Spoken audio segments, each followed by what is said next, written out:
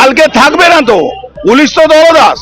বেশিরভাগ পুলিশ চাইলেও তারা কিছু করতে পারছে না। কেন? রবিবার উত্তর ব্যারাকপুর পুরসভার বহিষ্কৃত তৃণমূল কাউন্সিলর রবীন্দ্রনাথ ভট্টাচার্যের হাতে আক্রান্ত হয়েছিলেন তুলসী অধিকারী নামে এক ব্যক্তি। যদিও পরবর্তী সময় হাসপাতালে তার মৃত্যু হয়। তৃণমূল কাউন্সিলরের মারধরের ঘটনায় ওই ব্যক্তির মৃত্যু হয়েছে বলে তুলসীবাবুর পরিবারের তরফ থেকে ব্যারাকপুর থানায় অভিযোগ দায়ের করা হয়। রাতেই ব্যারাকপুর থানার পুলিশের তরফ থেকে তৃণমূল কাউন্সিলরকে গ্রেপ্তার করে পুলিশ। যদিও ঘটনা ঘটার পরই ব্যারাকপুরের সাংসদ পার্থ ভৌমিক ঘোষণা করেন তৃণমূল কাউন্সিলর রবীন্দ্রনাথ ভট্টাচার্যের 6 বছরের জন্য সাসপেন্ড করার সিদ্ধান্ত নিয়েছে দল। যদিও ঘটনার পর আজ সকাল থেকে উত্তপ্ত হয়ে ওঠে ব্যারাকপুরের পরিস্থিতি। ব্যারাকপুর চিড়িয়া মোড়ে পথ অবরোধ করে দীর্ঘক্ষণ বিক্ষোভ দেখাতে থাকেন ব্যারাকপুরের প্রাক্তন সাংসদ অর্জুন সিং। সাময়িকভাবে পুলিশ বিষয়টি রোধ করে থাকলেও পরবর্তী সময় তা উত্তপ্ত পরিস্থিতির আকার নেয়। চিড়িয়া মোড় থেকে ব্যারাকপুর কোর্টের দিকে আচমকাই অর্জুন সিং ও বিজেপি কর্মী সমর্থকরা এগোতে শুরু করলে পুলিশ বাধা দেয়। তারপরেই অর্জুন সিং এর সাথে প্রবল ধস্তাধস্তি শুরু হয়ে যায় পুলিশ বিশাল বাহিনীর। ব্যারাকপুর পুলিশ কমিশনারের উচ্চপদস্থ আধিকারিকরা প্রাক্তন সংসদকে বোঝানোর চেষ্টা করলেও বিষয়টি বিশেষ আমল দেননি তিনি। অর্জুন সিং বলেন, যেভাবে একটা নিরীহ লোককে পিটিয়ে মারল তৃণমূলের কাউন্সিলর, তাতে লোক দেখানো সাসপেন্ড করেছে তৃণমূল। ওর ফাঁসি চাই। কালকে থাকবে না তো, পুলিশ তো দলদাস। বেশিরভাগ পুলিশ চাইলেও তারা কিছু করতে পারছে না। কেন? তাদের অফিসাররা।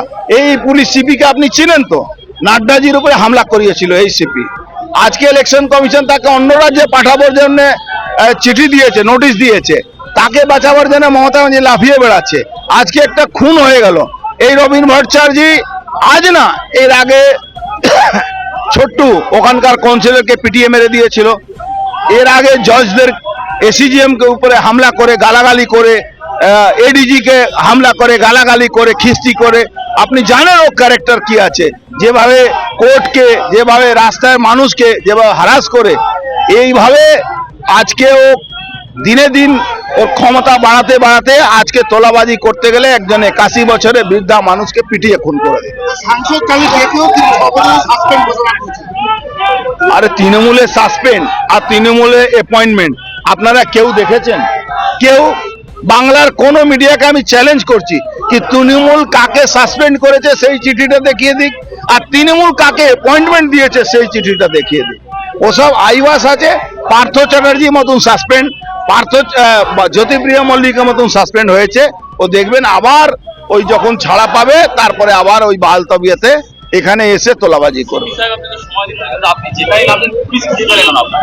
না না, পুলিশ আমাদের থেকে ভয় পায় তাই ঘিরে ফেলছে।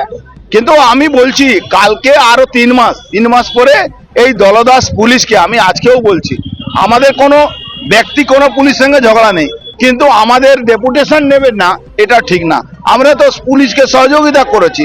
কেন? আজকে পরীক্ষা আছে, এটা পুলিশকে সহযোগিতা বলে নয়।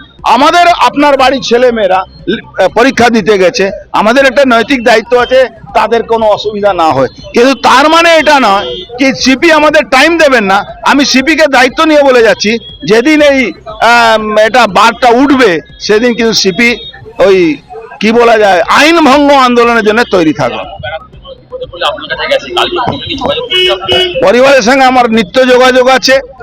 রবীন্দ্র ভট্টাচার্য অ্যারেস্ট হয়েছে, এফআইআর হয়েছে, এফআইআর কপি আমার কাছে আছে, সব কিছু আছে। আমরা কিন্তু উনারা ভয় পাচ্ছেন, পুলিশ ওদেরকে ধমকিয়েছে কি বিজেপি কোনো নেতাদেরকে আপনার বাড়িতে ডাকবেন না, নাহলে পরে আপনি বিপদে পড়বেন। এই ধরনের এইসব চলছে গুন্ডামি। ব্যুরো রিপোর্ট, রাষ্ট্রীয় প্রসার বাংলা।